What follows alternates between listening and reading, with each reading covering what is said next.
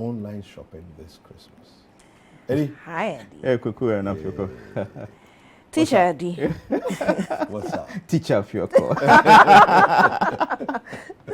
Yeah. A lot of benefits that comes with, spending some time teaching. Yes. It opens your mind to a lot of things. It really does.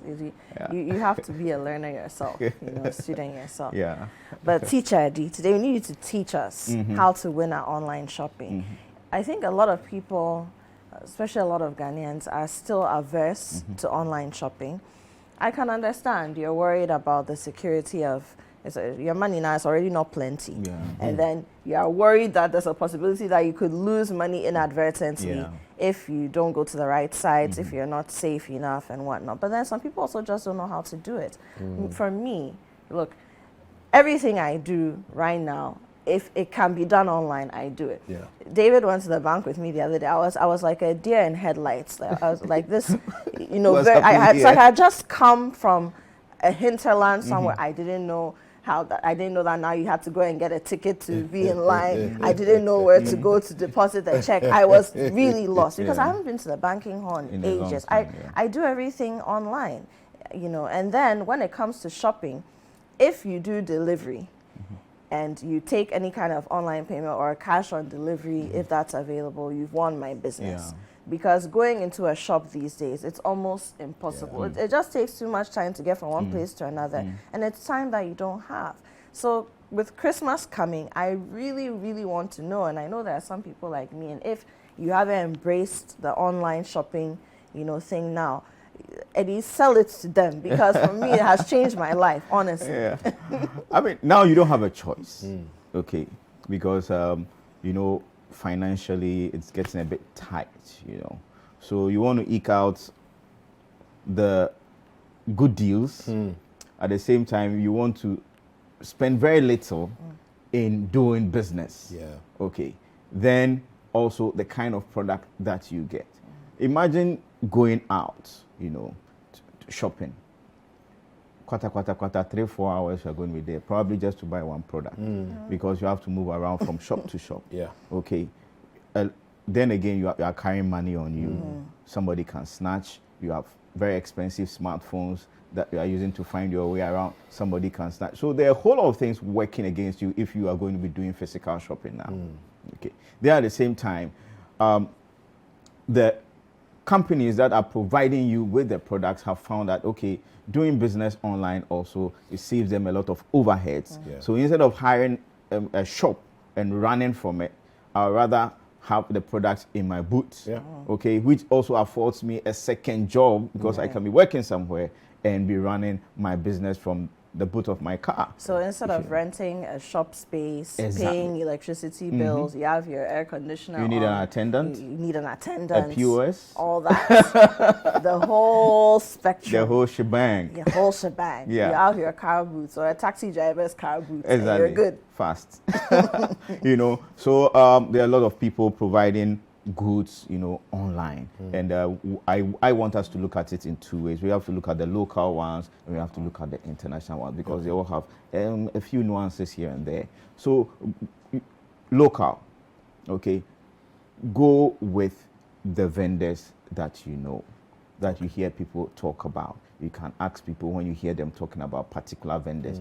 You see them advertise their wares on social media, especially, Facebook in particular, and also on WhatsApp, because now WhatsApp Business has so many facilities that allow people to sell, from the confines of their home. You can have a catalog and an inventory system all built into WhatsApp, So there are a whole lot of things that people are doing, and you have to keep an eye out. You have to keep an ear out and know the things that are going. But on Facebook, every day people are bombarding you with different things. How do you decide from whom to buy? Just choose a particular product. Usually they're going to display it with a picture. Look at the comments. Okay. If somebody had a bad experience, they are going to put it in the comments. And you can't just take somebody's comment off. You have to justify to Facebook why that comment has to be taken off. And if people are, posting or sharing comments about your service or your products in the comments, you cannot be taking them off, all of them off. So yes, just scroll through, just choose. And for me, number one rule for me personally is that if you don't display the price of the product, I'm not even going to contact you about Same the here. product. What are you hiding? From my experience, There was a recent argument on a WhatsApp platform as to whether, people should display prices or not, and then we even took it into Traffic Avenue and we spoke about it. And some people said, well, you don't necessarily blame the person for not displaying prices because sometimes in our current dispensation, prices change every day, so then there's a problem there. So there's no problem. So explain. We all know that, yes, there are a lot of instability with our currency. Yes. Yes. So if you tell me that the product costs 225, and when I'm ready to buy, I contact you. So I posted a picture maybe 3 weeks ago, and the exchange rate has changed. So this is what I can do.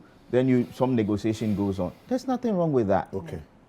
But not to post a price for me, and from my personal experience, a lot of times, either the prices are unrealistic, the people don't even know the product they are dealing with. Okay. So I don't go there. It's like a black pit. I don't go there if the person does not post price. And another thing, if you are entering a physical shop anyway, it's an online shop. If you enter a physical shop, the prices are there. Even in the most basic of shops, even if it's a kiosk, there's a small sticker or something where they put the price there. So it's not an excuse. You don't go to the back, look at the curtains and come to the till. The curtains at the back, how much are they? And you start negotiating price. No. Yeah. That doesn't happen. Then don't be in haste.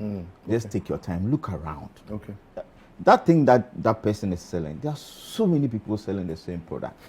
So look around, make notes.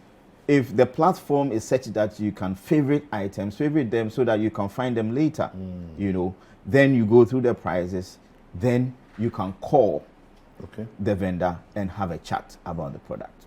Okay. 3, don't pay before you see the item. If the vendor is not ready to deliver the item for you to see, feel, smell, touch, before you decide to pay, no. Just have a chat with them. Master, this is this and that and that. Bring the product, I look at it. I mean, if I go to a shop to buy a suit, for example, I'll have an opportunity to try on the suit. To feel it, to wear it. Exactly. All of that.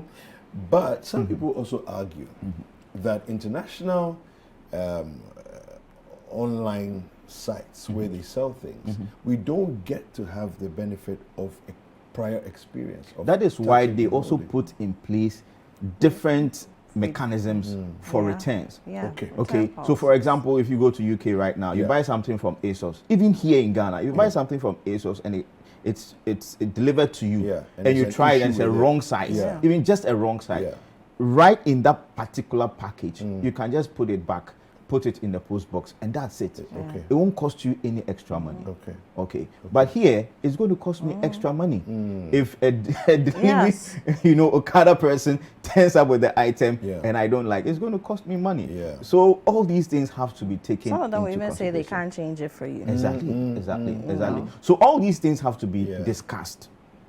Okay. It will just take a moment and it will save everybody a lot of trouble. So discuss all these things with the vendor. And when the product comes, make sure you are there to receive it. Take a look at it. Make sure it is exactly what you asked for before payment is made. Wow. Yeah. Wow. If someone has been toying with the idea of doing online shopping, and this is the time that they want to get into it, what are some of the pitfalls they should watch out for? I mean, you want to become a vendor? No. You want to shop.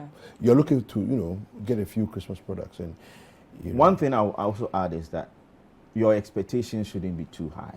Okay. Your expectations shouldn't be too high, especially don't go shopping for expensive stuff. You want to buy a Gucci bag on Facebook, on Tonaton, on Gigi, please. Just know that what you are going to get is not an original. And everybody is comfortable. Okay. Especially you want to score a deal on expensive products. Yeah, I think you should help us to differentiate. So there are websites that sell, and then there are also other platforms that sell, but they are usually trading in used goods. Okay. You know, help people who haven't been in this experience before to differentiate. And Yes, know. I mean, whatever business the vendor is doing, they should be able to explain it clearly. Okay, so if it is Facebook Marketplace, all right, or just normal Facebook, and I have a product and I put it up, I should give a full description of what the product is. Okay. Okay, even before I contact you. Then what you have described the product as, and what you, the vendor, will tell me over the phone or through a WhatsApp chat, if they don't align, Match, yeah. it's a red flag. Okay. Either the vendor does not know what they are selling, or they are trying to, pull a fast one. So those are some of the things that you have to use. Then you can also talk about the website. What kind of product? If you cannot properly categorize, you cannot properly describe what you are selling, it is also a red flag. Okay? Because if somebody is doing scam work, the easiest thing is to just take some bunch of pictures, just write anything and just put it there, do some website and just put it there, and those are some of the things. Then also you have to, if it's a website, you also have to look at how secure the website is. I mean, on this show we've talked about how to be safe online. Okay, so we talked about how to identify what we call scam websites. Okay. Now, one of the things people do is to spoof, which we've talked about. Make a copy of a legitimate website.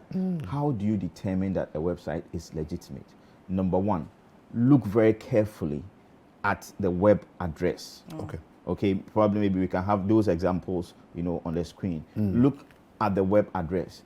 It should have HTTPS. If it has that, it means it's a secure website, web platform that your computer is communicating on. So all the information that you are giving out, your name, your debit card details and all that, it's over a secure line. It's encrypted. So somebody cannot grab it and decipher the information and make use of it. No. Then also, if you have the name itself, how is it spelled out? Okay, so you should be familiar with the particular vendor to know how they spell their name. Okay, so that if you see it and they spell a Nike with N1KE, so you also have to be a bit more circumspect. Like I went to buy Adidas tracksuit, and it was about 3 months later that I realized that I was wearing Abibas and not Adidas. Yeah, no, it was. No. I was wearing. I bought it in front of Swazi Aki. Yeah, that thing was going. No, I bought the thing. This was about. No, that thing was big. That thing was big. A lot of people were walking around in the city with Abibas. So you have some examples on the screen. So scrutinize the website. And this one also goes for international shopping. So you have, if you want to go to Nike.com or Nike.com, Nike, look at it carefully. Okay. Then when you have the HTTPS also, you have it, look at it. Nike, immediately you say you want to buy, it is going to do all the transaction over a secure platform. So you have an example. You have eBay.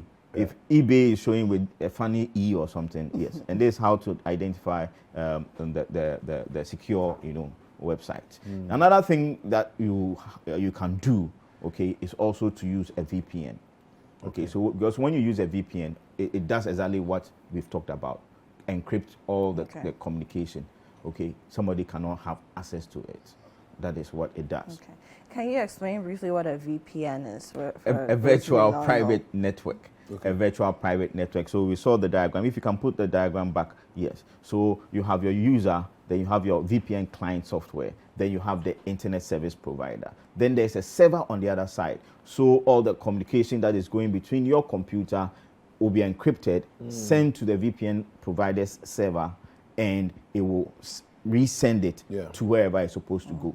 Okay, so that it's a cocoon that has been created for you, so that all the information that is passing around is being sent through a secure line. How can people access VPNs? How can they find Yes, them? okay, so VPN, you can download a VPN. Most of them are paid for. but there are free services that they can give, especially when you are just going to do a very small transaction. So if you are going with something like NordVPN, TunnelBear, usually when you download them, you have some freebies that are attached to it. So you can use that. If you use it just sparingly, you can have it free. But if you are going to be doing a lot of transactions, then it is better you pay for it and enjoy the service. It also allows you some other extra benefits. For example, if you are running something like Netflix or sometimes you want to have access to extra content that is not available. Probably you lived outside, you used to watch a particular show, you come back to Ghana, it's not available on your Netflix. So if you use a VPN, you can have access to some of those things by changing the country. But you also have to note that using something like carrying out secure transactions with debit or credit cards, they use your location.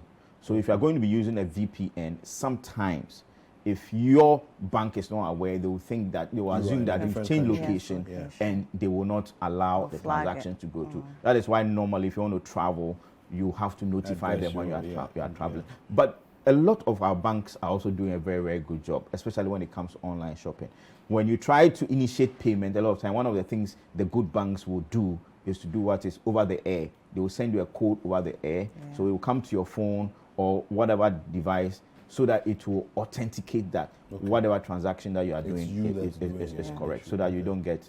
Then, if you do a lot of online transactions also, make sure that from time to time, often, you go through your accounts and look at the payments. Because when you are doing a lot of transactions, it can easily, you miss it. So go through them and make sure that they are transactions that you have actually done. And if not, you have to, report it to the bank and also to the vendor. Then we can look at the international platforms. So international platforms, we've already talked about some of them, the use of the VPN, scrutinizing the web address and the spelling, also even the look of the website, the logos, all those things. If people copy, they will make mistakes somewhere, Then the apps on the mobiles normally provide an extra layer because it's much more difficult to create an app, get it, authorized to be on a Play Store or Apple App Store. So usually they also provide an extra level of safety.